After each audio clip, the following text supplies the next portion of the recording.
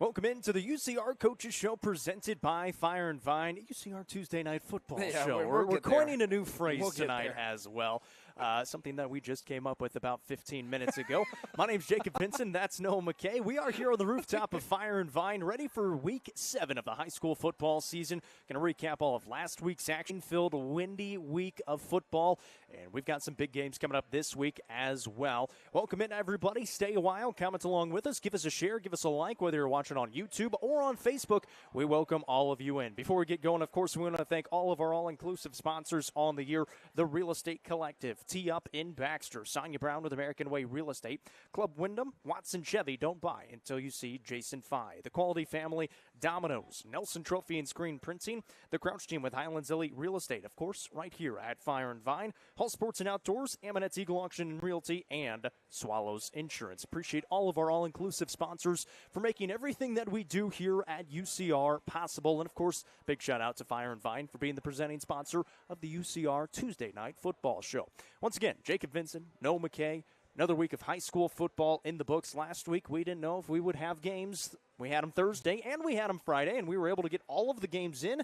And we're here. We're ready for another week of action. Yeah, absolutely. Going early tonight, obviously. Usually it's 7 o'clock here around 6:30 or 6:20 or so. Few reasons. Number one, go Braves. Okay, they play at 7:30, so it is what it is. Number two, there's a debate tonight. We really don't need to go head-to-head with the geniuses that will be on the television screen here coming up in a little while. So a little bit early today, but a lot to talk about. Glad we were able to get games in. Thoughts with those teams, their teams in East Tennessee whose seasons are up in the air right now with all the weather. Obviously, Western North Carolina just ravaged by the hurricane that came through and all the water that came with it. So glad we were able to play football. Certainly blessed to be able to play football here in a really monumental week. One of the bigger earthquake weeks we've had up here in a long time in the regular season. I think the complexion of a lot of seasons changed on Thursday and Friday. The weather, no small part. We're going to break it all down here tonight. Of course, we always start with where Noah was right and where he was wrong on the week. Going back to last week, we'll start with where you were wrong. Yeah, listen, first of all, we do this every week, which means you don't have to come scream at me when we're on air. Okay, just by the way, I'll address that one more time.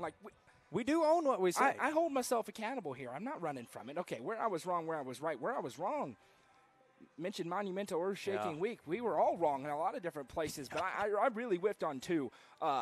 Stone DeKalb, and this one, maybe less of a whiff than the second one. Macon Sparta really whiffed just completely on that one. Stone beating DeKalb didn't stun me. The way that game went certainly did surprise me. I was way wrong on that, and I was completely wrong on Sparta Macon. I mean, if you would have told me that game script beforehand, I would have tried to sell you some beachfront land in Iowa. I mean, it just a complete statement made by White County in that football game. What a bounce back it was. We'll talk about it. Way wrong on the game of the week, Stone DeKalb, and on Macon Sparta. And where you were right. Yeah, listen, I mentioned last week in the top five, and we may talk a little bit about it in this week's top five. Watch out for Clay County. And that was a really good win. Monroe County out of Kentucky, they only have one win, but you kind of get beneath the surface there. They played a bunch of really good 6A teams in Kentucky to one-score games. They've only been blown out once. Clay County goes there on a Thursday and beats them by 2 scores. That was a really good win for Bruce Lamb's team that all of a sudden, in my mind, has emerged as the favorite in that 1A region, and a region with, if you win it, when you consider what's on that half of the bracket, the path to Chattanooga is there. Clay County, a team that I've been kind of circling for a few weeks here, been right about them. They continue to prove me right. That's where Noah was wrong and where he was right. In week 6 of the high school football season, we are past the halfway point here into the second half of the high school football season, at least in the regular season. Of course, you can factor in the playoffs, and we're not quite to the halfway point yet, but we do expect some of our teams going very deep in the playoffs. It's going to be one, for sure.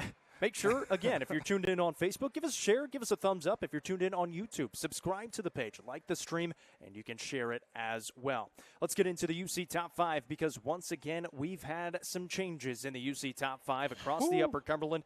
Number 1's not changing. Number 1 is going to be solidified for the rest of this season. The Upperman Bees at 6-0, 4-0 in region play. They beat Cumberland County 51-12 on Thursday. Cookeville stays at number 2, and 1 and 2 have kind of started to separate themselves here in this top of the UC Top 5. Cookeville at 5-1, 2-1 in region play, beating Warren County in a shutout fashion, 34-0.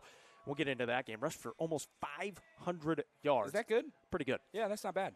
Number 3, this is where it gets fun. Number 3, Wait, hang on.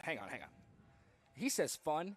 This has been a nightmare trying to rank these teams this week. I mean, it has been – last week we got kind of contentious a little bit between the two of us. There was none of that this week. It was just, what are we going to do with this? So – very interesting here. Sorry, go ahead. Really tried to figure it out. We ended up going with the White County Warriors here at this number 3 spot. All 3 of these teams, 3 through 5, and we considered a 6th team as well. Yeah. All of them at 4-2 on the year.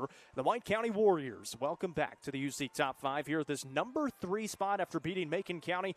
What a win that was. Beat them 34-18 on Friday. Yeah, absolutely. And I kind of want to take these one at a time, and we can kind of hit through this top 5 and the reason they are where they are. For White County specifically, listen, when you get drubbed like they did a week ago against Upperman, you're going to fall out. 49-7, no team has been beaten like that. But what a bounce back. It's not about how you lose, it's about what you do next against a really good Macon County team to send us really a message. And then when you consider what Stone did last week as well, going into DeKalb County, all of a sudden that win for Sparta over Stone looks really good as well. So kind of with all these teams, and we'll hit on this, for me, you kind of get a throwaway, right? When we get to this part of the top 5, there's going to be one game where I go, weird things happen. For Sparta, they had that game. For Macon County, they had that game. For Stone Memorial, they've kind of had that game too. So what does the rest of the body of work look like is kind of how we started differentiating between these teams. And for Sparta, very competitive in Cookeville. Beat Stone at Stone. Beating Macon at home. You take all those things together, back on the list, back up significantly on the list at number 3. So the White County Warriors at number 3. That does mean Macon County is at this number 4 spot, 4-2 on the year, but now 1-2 in Region 4 4A play, falling to that White County team 34-18, and pretty easy there between 3 and 4. Sparta most recently beat them. Just one, and absolutely. And I want to we'll circle back to the top 2 because I want to say some stuff for Upperman and Cookeville. But Macon County, for them, they really got to hope that was their throwaway game that we just talked about, that they got to be able to flush that because it's backs against the wall time all of a sudden. For a Macon County team another game that 3 weeks ago was talking state championship, now you're talking can you get into the dance?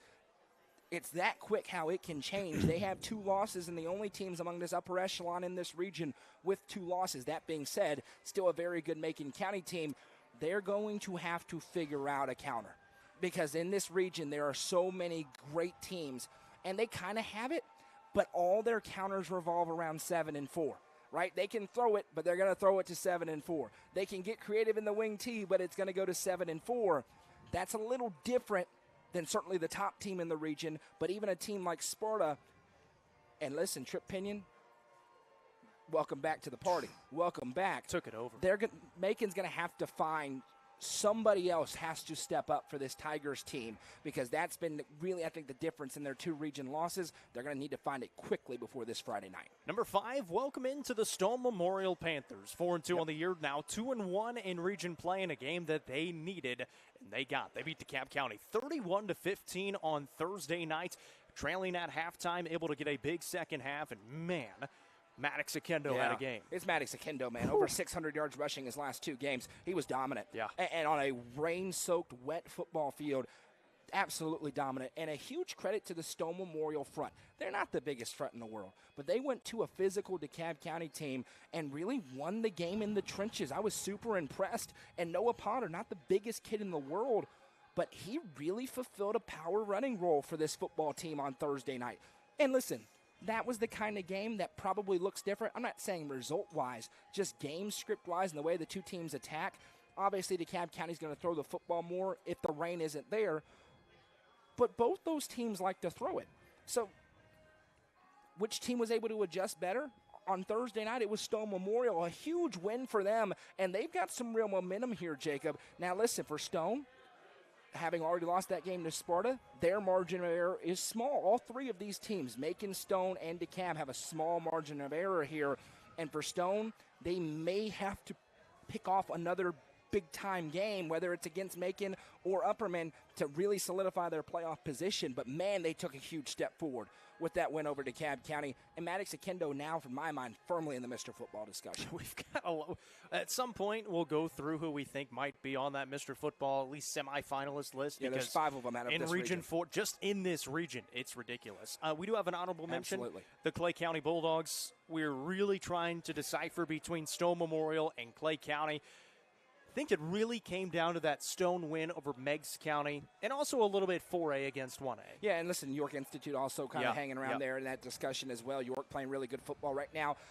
You look at this, and one thing I'm going to point out, we didn't even talk about it.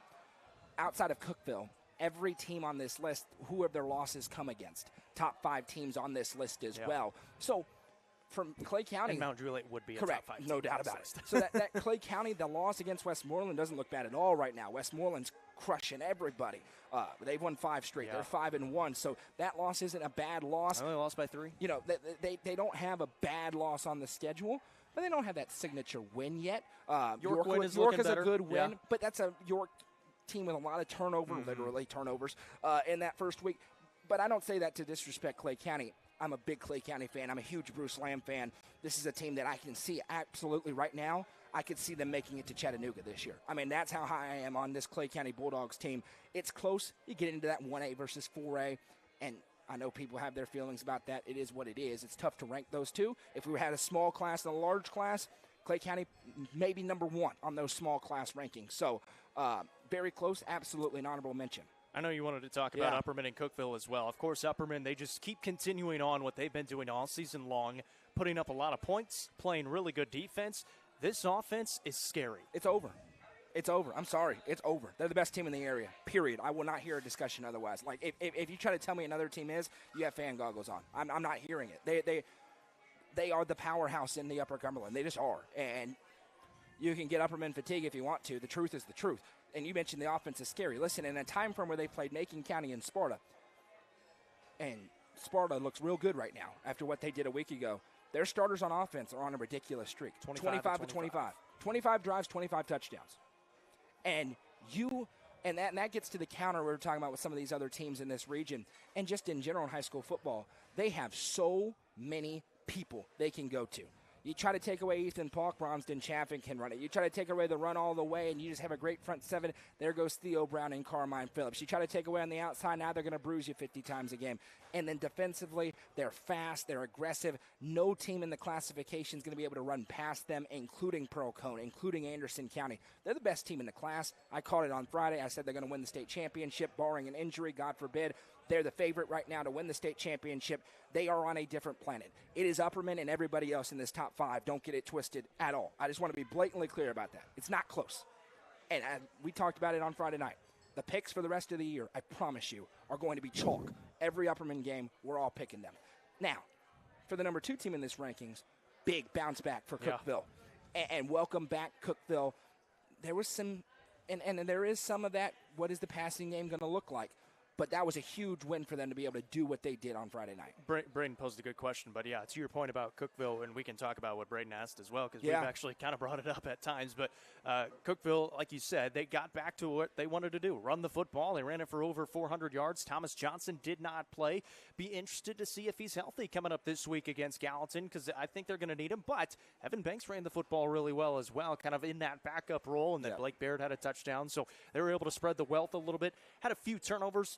Going to guess a lot of that had to do with the rain down there in McMinnville. So, obviously, last week's games were a little bit interesting. Great win for Cookeville. Yeah, but to go handle business the way that they did, business-like. And that's the thing with Cookeville, right? We said after the Lebanon game, very business-like. Going in, taking care of business, run the football, win the game, and go home. It's something they're going to have to do on Friday night in the high school football game of the week. To what Braden asked, who would we take right now if Upperman and Mount Juliet played? Upperman. I think so. This is how serious I am about this. And, again, you can argue with me if you want. Public schools, maybe on one hand, teams I think would beat Upperman. Like Oakland, Maryville, and we're close to the end of my sentence. Alcoa? I think it'd be a heck of a football game. Greenville was within a score of them in that fourth quarter. And I think Upperman's clearly better than Greenville. I mean, this is the thing I don't know if everybody understands. This team this year has elevated. You've got they're better than last Power 5 quarterback. You've got the weapons that you've got. You've got dudes who run legitimate 4.5s, 4.6 40-yard dashes. You've got physical offensive line that's big from left to right that's getting better week by week. And you've got an elite head coach in Baxter in the form of Adam Kane. To me, Now, that's not to say that they would walk in there and beat Alcoa. I think it'd be a heck of a game, which references how good of a football team this is this year. So once again, our UC top 5, the number 1 Upperman Bees, number 2 the Cookeville Cavaliers, White County at the number 3 spot, Macon County at 4, and Stone Memorial at 5, with Clay County at the honorable mention spot. We've got some region standings that will not gloss over, but we want to go over them absolutely, and especially in Region 4-4A because it just got really interesting after the wins by Stone Memorial and White County last week. There are now 4 teams in Region 4-4A. White County is at 2-1. Stone Memorial also at 2-1. DeKalb County at 1-1. And Macon County is now at 1-2. Macon County cannot lose another region game, and they play DeKalb County, who also now needs a win. Listen, man, this region, it's on. White County's got a good path to the 2 seed now, too. White County's the favorite for the 2 seed now. White County's beyond their right. They've already beaten Stone. They played Upperman. They've beaten Macon County. They're the favorite to get to that 2 seed. But what did we learn on Thursday night and Friday night? You can't chalk anything up. And I would stretch that to say you can't chalk up that you're going to beat Livingston Academy. Yep. Because that's who Stone this gets is a this team, week. like the last week of the season, Livingston goes to Sparta. It's a team that's going to be playing with a lot of pride. Coach Hauser's a very good football coach. Yeah, Sparta would be a favorite in that game, but this isn't a lay down and die region. And in a lot of regions, Livingston would be a playoff team. But if the playoffs started today, the biggest thing for me, Jacob, is that Macon County wouldn't be in. Now, if you're Macon, what's your saving grace? You've already played Upperman, you already played Sparta, but you lost to both of them, which means you have to win this week. It is a loser leaves town match between DeKalb County and Macon County. And for a DeKalb County team that started 5-0, now at 5-1, you got to figure out a way to win this football game on Friday night. I do not know.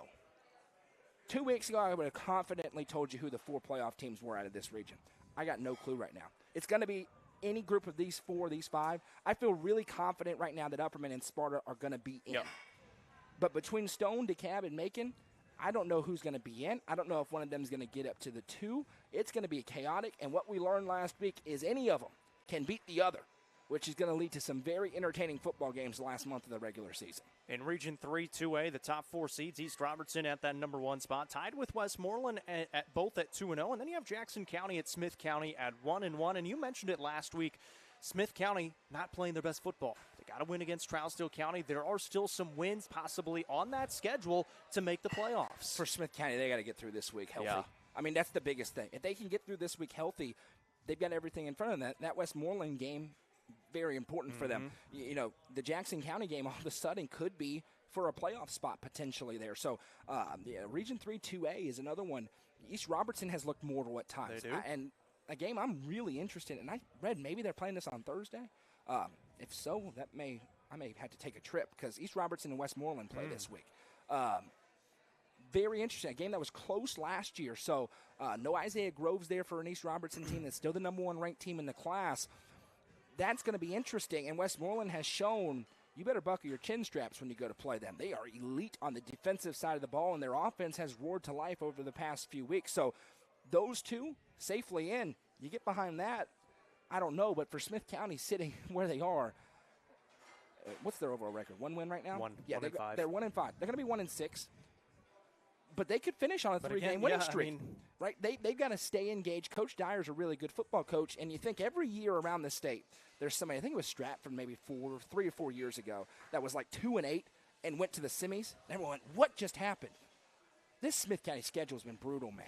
And I'm not saying they're going to go that far, but they still have a path to the 2 seed, certainly a path into the playoffs. Yep. And if they get into the playoffs, could they win a game or 2? Sure. So, and then for Smith County, it's all about next year and the year after, where they're really going to be, this is a reload year. This is not a rebuild. This is a reload happening right now in Carthage. So, very interesting. And Jackson County, man, they're going to have an opportunity in 2 weeks.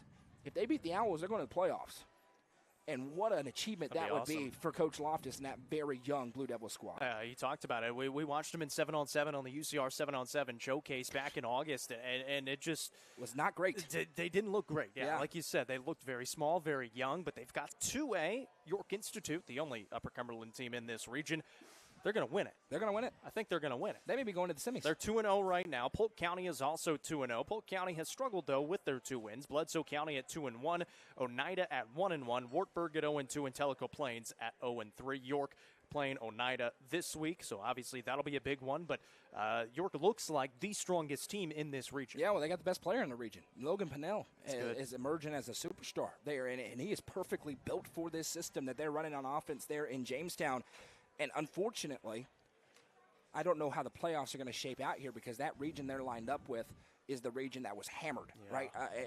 Hampton's field was underwater. So that's just a real factor. Not just a little bit underwater, like a couple feet completely of water. underwater. Like so you couldn't walk to it. That's something to kind of keep an eye on. But regardless, just as it stood 6 days ago, York has a path to their third straight semifinal appearance. I mean, they really, truly do. This is a York team that I think, and you look at Friendship Christian coming up and Stone Memorial coming up, all of a sudden, I think they're going to win this week against Oneida. We're going to talk about it. Oneida's kind of struggled at times in region play. They're always dangerous, though. Oneida's just a perennial team you don't want to see on your schedule. But all of a sudden, the Friendship Christian game looks gettable. That's a team that's down from where they were a couple of years ago, the past 2 years. It's in Jamestown, too. And the Stone Memorial game in Crossville. Ooh, that was kind of really tasty as we sit right now waiting on that. So this is a York team that has the potential, and they could drop one of those, but has the potential to kind of get rolling here in a major way. They're already won 3 straight. They could run that up to 4, 5, 6 in a row and really be barreling into the postseason. Region 4, Single A. Hadn't played a whole lot of games yet. Gordonsville has played Joe Burns. Gordonsville won that game, so those are the only games as of right now, of course, in that region. Gordonsville and Clay County will be the 1 and 2 in that region. Region 4, 6A. This one is going to be really fun coming down the stretch. Mount Juliet right now at 4-0. That seems like they're going to be the number 1 seed unless they have a slip-up. Well, Green Hill, that's what I mean. Question. Green Hill at 3-0, and then Cookeville at 2-1, Gallatin 1-2, Lebanon 1-2, Wilson Central 0-2, and Warren County 0-4. Cookeville, obviously, in third right now, play Green Hill a little later on in the season. They play Gallatin this week, a very important game for them. Obviously, already lost to Mount Juliet, but they still have that path to the 2 seed, which they absolutely need. They have the path to the 2 seed, which they need. It's interesting when you start getting into what they need and the difference between the 2 and the 3. It's just, listen, first of all, it appears that there's 3 real football teams down there in Murfreesboro. And I mean, legit, obviously Oakland is Oakland. Yeah. But Blackman nearly beat them, came right down to the final seconds, and Riverdale's Riverdale. So those 3 teams, obviously it seems you'd rather play Blackman. You certainly don't want to play Oakland. So you got to be one of the top 3, which puts all the pressure on this week for Cookeville because you could feasibly see, and Lebanon Gallatin's going to be interesting, but likely as I sit here, Cookeville Gallatin is for the 3 seed, in my opinion. Now, that does not mean that Cookeville can't get up to the 2. That matchup with Green Hill is going to be massive, and that's the second to final week of the regular season. So a lot in front of Cookeville here. They just simply can't afford to slip up here. They've got the inside track to the playoffs. It's all going to be about the path and positioning for the Cavs. So those are all of our region standings from all of our Upper Cumberland teams. Let's get into the games that we had last week, and we'll preview the games that we have upcoming this week as well. Once again, this is the UCR Coaches Show. UCR Tuesday Night Football Show presented by Fire and Vine here on the rooftop. My name is Jacob Vincent. That's Noah McKay. Keep those comments coming along. Make sure you give us a like and a share as well, whether you're watching on Facebook or on YouTube. Let's start off with that White County game, beating Macon County 34-18 in a rain-soaked game, especially in the second half when it really picked up. Macon County gets the ball first. They go down and score, take a lead. So, okay. What's the response from White County? Respond they did. They took a 28-6 lead into halftime. Big reason why. Macon County takes a timeout, gives a chance for White County's offense to draw something up. Tripp said it after the game. Wasn't there. He made a play, and he was able to get into the end zone rather than kicking a field goal. So rather than it being 24-6 or 23-6, whatever it was, they go up 28-6. Hurricane Helene was the best thing that ever happened to the White County Warriors this year. And I don't know if they were going to do this anyway. I suspect they may have been. But they got back to who they are. Yep. And it's funny, I was kind of talking with Coach Frazier, who still, of course, is helping out a lot there before the game. And I remember the year he got hired, and White County football was just in the dumps, could not win a football game. And he said, listen, we may not always be as talented, but we have got to be the most physical football team, and we have to run the football. And for whatever reason, and there's lots of different reasons for it, I think Sparta got a little bit intoxicated with throwing the football because you did it against Silverdale and you did it against Warren County. That's not how they're going to beat good teams. How they're going to beat good teams is what they did. A.J. Hunt, Lex Winfrey, tight end, fullback, wing sets, and trip pinion left, trip pinion right, and then off of that, here comes JoJo Dowell. Here comes Cole Sims, right off of that, the threat of trip pinion. They did that, and they beat a really good football team and flipped this region on its head and put themselves in position for a home playoff game. Now, I say that to say, if Sparta continues to do this, their ceiling raises, and they go back into being a potential third-round playoff team. If they get back into the 5 wide, I'm out when it comes to their long-term ceiling. It's just not there. That's not the path to long-term success for this version of the White County Warriors. Lean on a big physical offensive line with a generational quarterback with great speed outside of him and run the football. They did.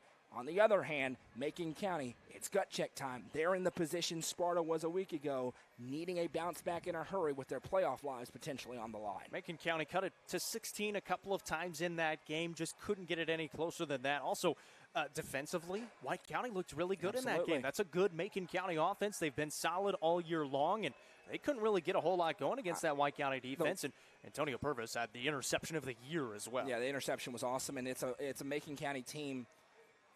The weather certainly didn't help getting that speed element working with Gabe and Zach Borders, but they just could not get anything rolling. And a Sparta front that was really good against Stone, was really good against Macon. The Upperman game happened, and I think that Upperman game was probably the worst thing that could have happened to Macon County. Because ultimately, these are teenagers, and they're saying, hey, we only lost by 1 in Baxter, and Upperman beat them 49-7. We're good. Nope. It was a different Sparta team. They were running the football. Huge win, and you really got to commend Curtis Beatty and that staff for going back to the drawing board, getting refocused, and bouncing back the way that they did, and saving their season on Friday night. Tripp scored 3 times in that game, all rushing touchdowns. Cole Sims and JoJo Dow also with long rushing touchdowns over 40 yards each. Threw 1 pass, and it was a pick. Yep. And if I'm Mike Sloan right now, the offensive coordinator play caller, until we have to throw, we're not throwing.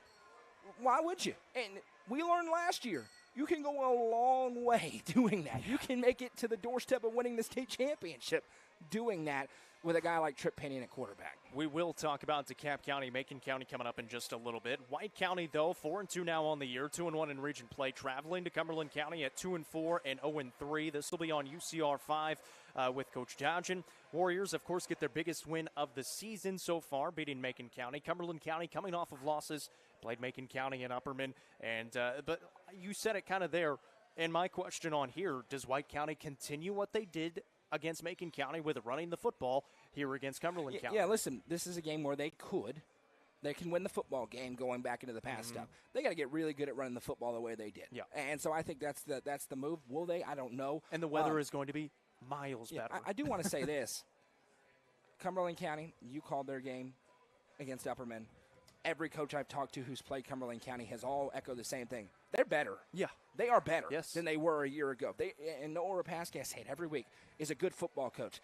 They are just outgunned in a lot of these matchups in this region that they're in, but they are better. That game with Livingston is going to be very interesting. We'll spend some more time talking about Cumberland County that week. But regardless, they got to keep moving in the right direction. For Sparta, I think, you can say you got to get that passing game in rhythm, and there's an argument for that. They got to get this running game in rhythm. Continue to build it. Continue to run the football effectively. Now, if that means it's a lot more Cole Sims, JoJo Down, you want to save Trip Pinion a little bit running the football, I'm good there. If Trip only carries it 12, 15 times, I'm cool. I understand that. But I do think they got to work on the running game more this week. What's your score in this one? Yeah, I got Sparta winning 42-6. I got 42-7. Yep, there we go. Stone Memorial tops DeKalb County 31-15 on Thursday night. It was our high school football game of the week last week. The Panthers needed a win to keep their playoff hunt alive, and what a massive win it was. Trailed at halftime 15-12. We talked about it on the End Zone show a little bit. Probably shouldn't have been 15-12. There was a penalty that wasn't really a great penalty flag thrown. Horrible. And so it kind of took them out of position. They got it done, though, in the second half after trailing 15-12. And Maddox Akendo, another tremendous week rushing the football. Yeah, listen. If you see a player with his helmet off, don't just assume he took it off, because it may have gotten ripped off, which is what happened at the end of that half.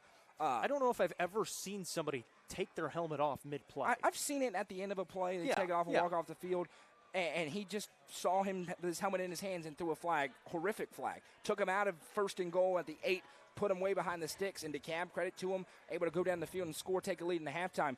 Outside of that moment, first drive of the game in that moment, it was all Stone Memorial.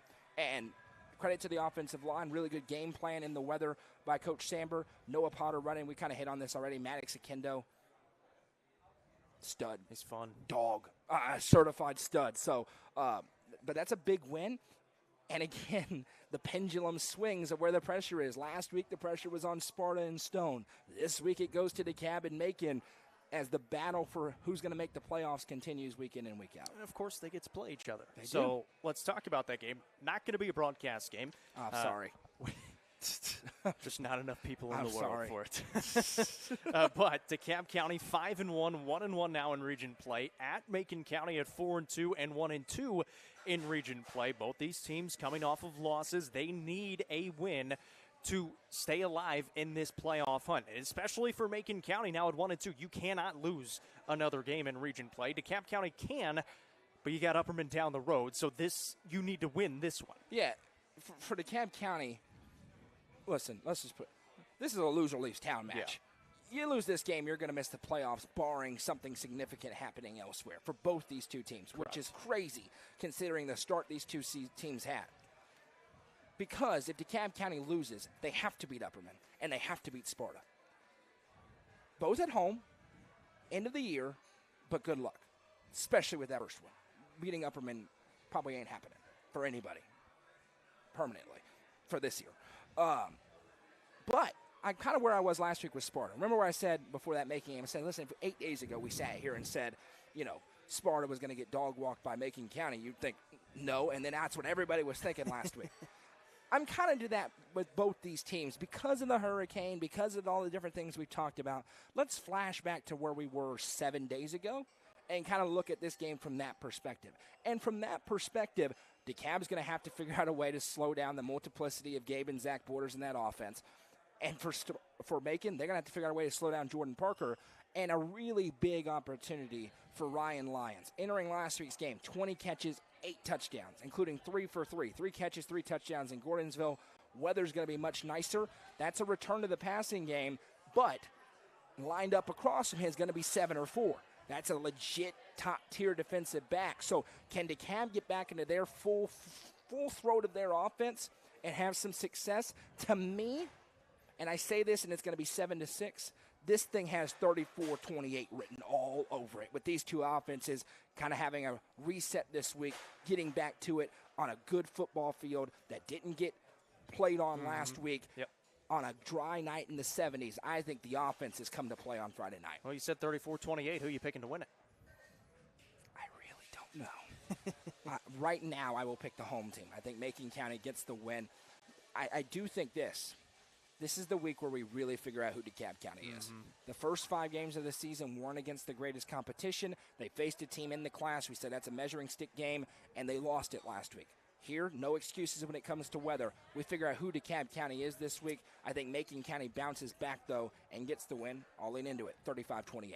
That's I was kind of along the same lines. 28-21, I'm going with the home team as well, Macon County in this one. I think DeKalb County has a better showing, but I think Macon County kind of gets back to what they were doing in the first 5 games of the year. And DeKalb's going to need Cecil Ketchum to really play well. And for Macon, they need Luke Gammon to play well.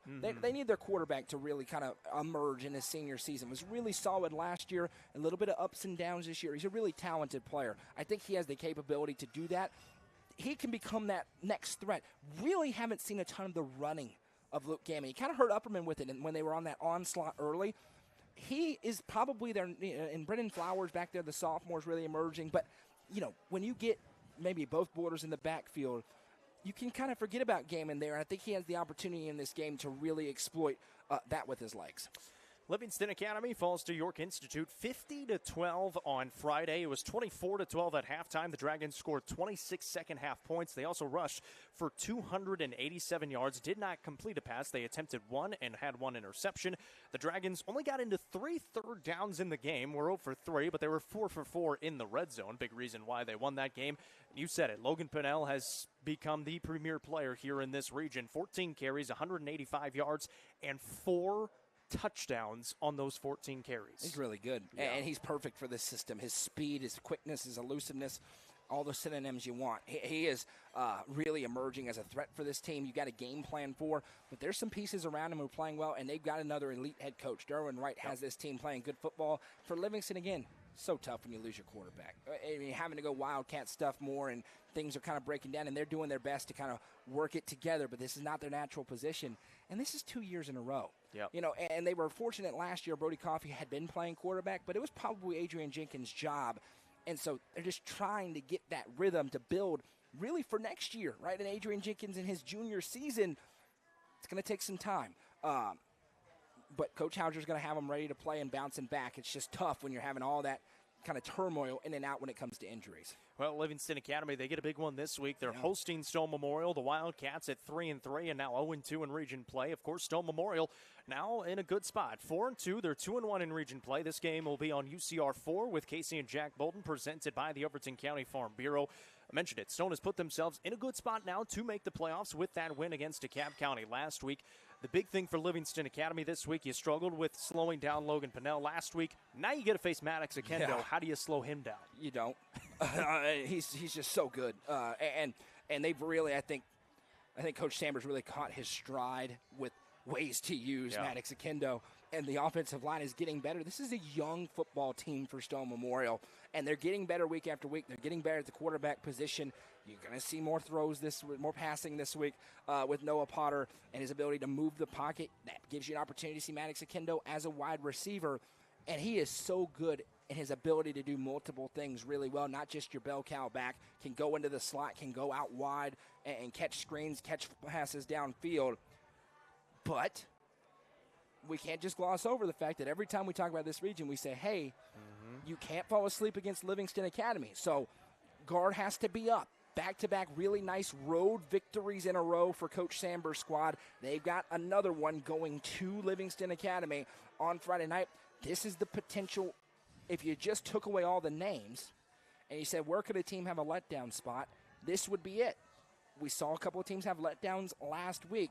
They had to have their guard up against a team that is dangerous enough to put you in a four-quarter fight if you're not ready to play. Yeah, big opportunity for both sides in this game for Stone Memorial, just solidifying their path to the playoffs, a game that they need to win. For Livingston Academy, maybe trying to play spoiler a little bit in this game. What's your score? Yeah, I got Stone Memorial, another big game for Maddox Akendo. And listen, if he goes for like 250 again, we're going to have a talk about what's going on with Maddox Akendo. So I do think the Panthers win this game. I got them getting above 40. I think they're going to get to 42, and I got 42-14. I got 35-12. Stone Memorial goes on the road at Tom Davis Memorial Stadium and gets the win. All right, let's talk about York Institute. Obviously got the win against Livingston Academy. Now 3-2 on the year. They're 2-0 in region play, and they get a region game this week, hosting Oneida, who is also 3-2, 1-1 in region play.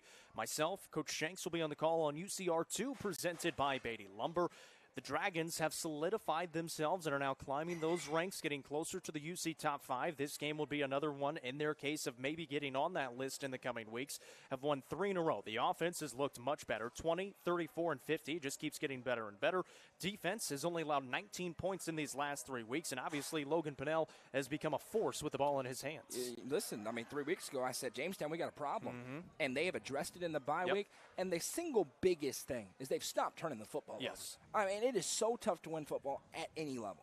Pee-wee to NFL, Will Levis, turning the football over, right? You just can't do it. They did turn it over last week, but again, weather was a huge factor. But they have been so much better at protecting the football in key spots during this 3-game winning streak. If they can continue to do that, they've got enough weapons, not just Logan Pinnell, but around him, to put up more than enough points on offense. They're getting back to that physical brand of defense as well that you got to have if you're a York Dragon. I love how this is shaping up, and it's an Oneida team that you look at the record and you go, okay, dangerous. The game that just screams to you. There's no reason for it to be 6-0 with Wartburg. It was 0-0 at halftime. Wartburg is not very good. No disrespect. They're just not, right? No reason. There's not an excuse you could tell me. You can't say my best 3 players are out. I don't care. That should be a blowout, right? In that case, it should have been 28-0 instead of 42-0. So this is a game that I really think York takes care of business. And kind of, if they do so, You get back to the region, right? You got one left out there, one tough game, Polk County, and that could be for the region title. I don't even know if that one's going to be that tough. And I agree with you, but that's the one that at least mathematically is probably going to be a region championship game if York's able to win this football game on Friday night. Yeah, and you mentioned Oneida. Last year, the Dragons went on the road at a tough place to play. Oneida has a very good home field advantage. Beat them 34-7 in that game. Oneida is coming off such of a fun place to call a game, by the way, in the log cabin. It looks Oneida. cool. It looks really it's cool. Awesome. Oneida coming off a bye, similar to how the Dragons were coming off a bye in Week 3 after losing their first 2 games of the year. Oneida lost the game before their bye against Polk County, 21-14. So we'll see how they come back after the bye and after the loss. And I do think that's an advantage for Oneida because of the way that York runs offense. Yeah. The ability to really take a deep look at it and kind of work on where your keys are on defense, where you run fitting, where your eyes have to be, where's your discipline at. It's still not going to be enough, though. I got York winning this football game. Give me the Dragons 35-14. This Oneida team, they are going to throw the football. They're going to throw a little bit more, similar to how Clay County and Grace Christian like to throw it, but I got York winning this one 28-7 as well. Once again, this is the UCR Coaches Show presented by Fire and Vine. We're here on the rooftop of Fire and Vine. You're watching this on UCR Tuesday Night Football Show. At some point, we changed the name literally 10 minutes ago. We'll get it hammered in. It is on the Watson Chevy UCR Media Network. Don't buy until you see Jason Fye. Don't buy till you see Jason Fye. Yep. We did, again. There you did, yeah. 2 of them now. We got 2. We are a Watson Chevy family, no question about it. The UCR Silverado, maybe we'll get it wrapped with our faces, just really scare people around town. We don't and want that. The lovely Madison McKay, who's typically on camera, got a new 2025 Chevy Trax, and she loves it. First new car she's ever had in her life. Loves it. I mean, absolutely loves it. So, absolutely. All right, let's talk about Upperman. They beat Cumberland County 51-12 on Thursday, trying to beat some of that rain. It did rain in that game, but able to beat some of it and save their field just a little bit as well. Bronston Chaffin 8 for 9 for 124 yards and a touchdown passing the ball. Ethan Pauk ran it 9 times for 132 yards and 3 touchdowns, and they led 44-0 at halftime. Yeah, they're really freaking good. I don't know how else to describe it. They're really freaking good. They're the best team in the state in the 4A classification. So they're great everywhere. And Mr. Football candidates, you got one. Bronston Chaffin took a visit to Ole Miss this week. Ethan Pauk. No question. You can go down the list. I mean, yeah. You can go down the list with this team.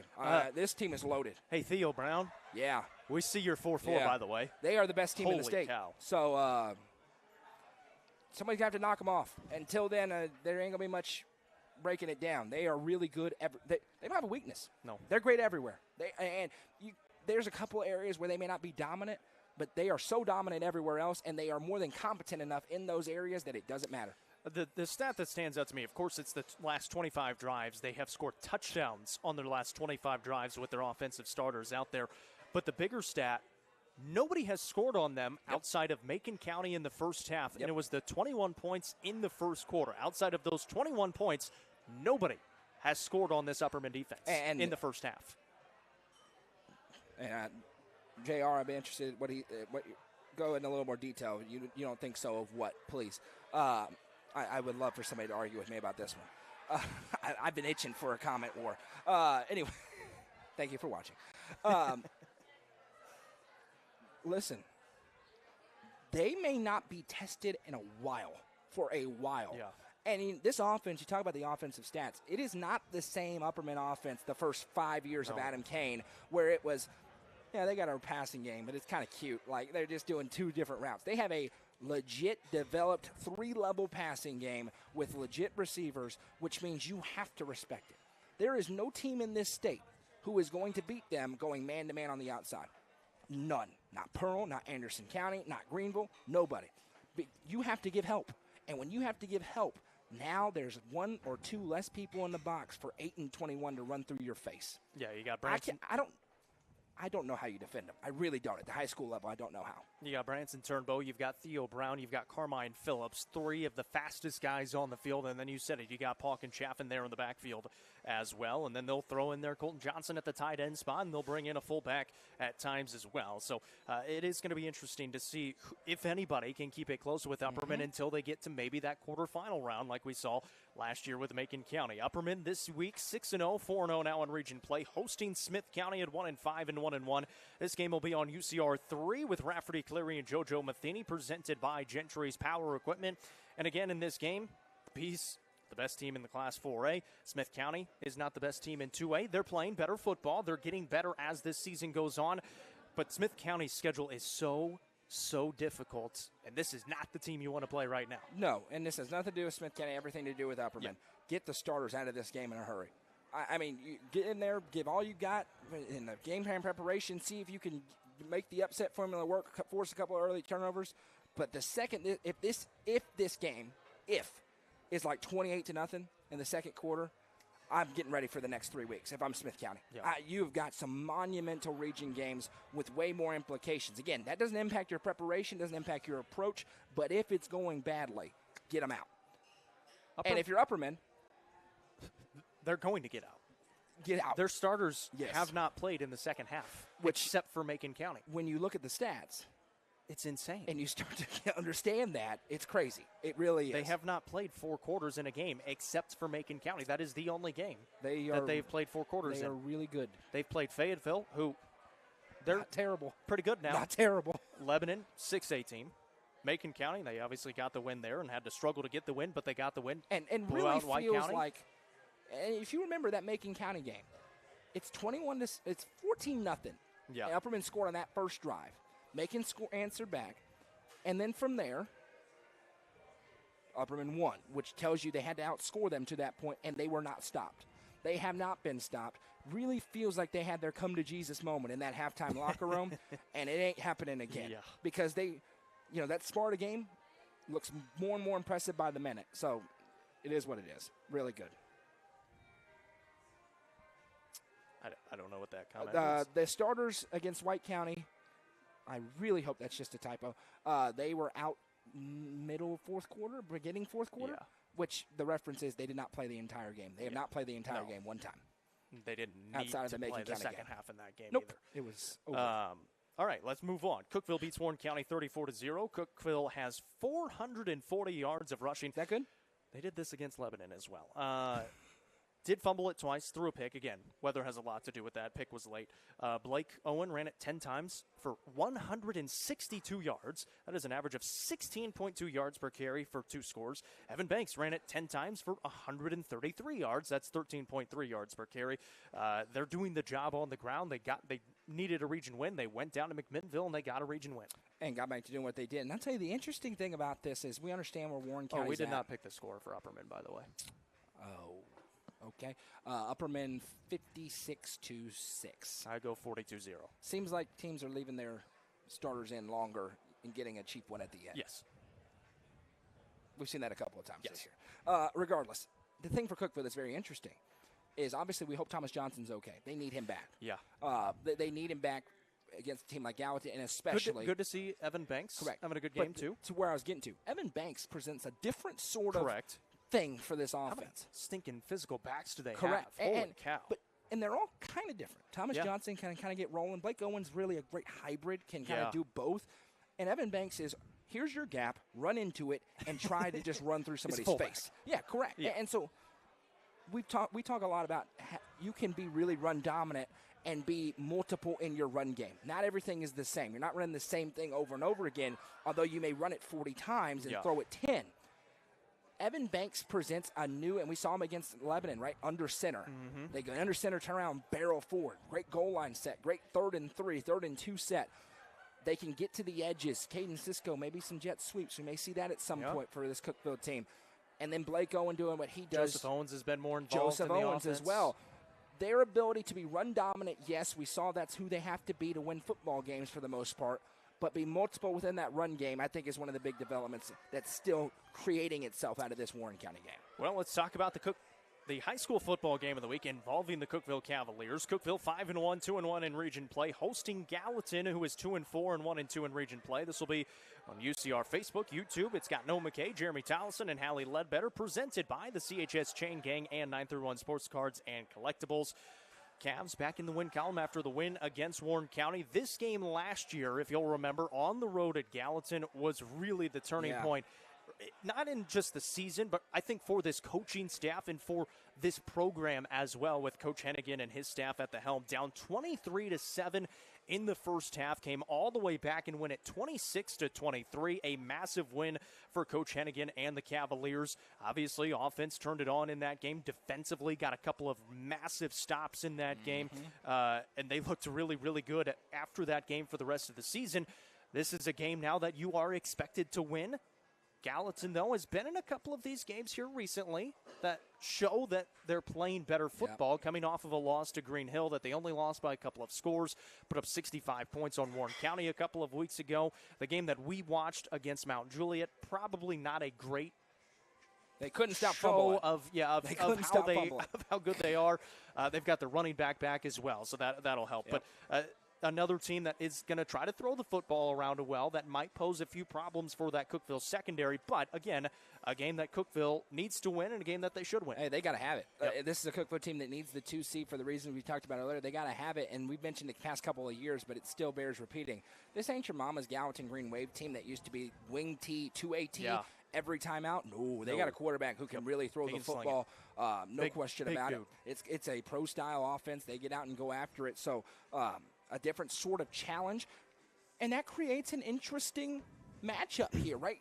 They kind of mirror Mount Juliet in some ways, and Mount Juliet was just a better version of it. They are different from Cookeville, which creates some challenges. It's not always great, right? If Gallatin was a power running team, it'd be pretty easy for Cookeville because they just have the advantage everywhere. It puts some stress on not your strongest places, particularly on the defensive side of the ball. So, to me, offensively, they're like a better version of Lebanon. Lebanon has some issues. And they looked better after that Cookeville game, but too. They have some issues in some really key spots to do this side of stuff they want to run. Let's put it this way. Gallatin has a good quarterback. And so they're going to have the ability to spread the football around. Now, on the other hand, though, that's an opportunity for Cookeville to get in there and mash football and offense and get and run after it. So this game can go one of two ways. If Cookeville can kind of handle that passing game, I think Cookeville wins this game fairly comfortably.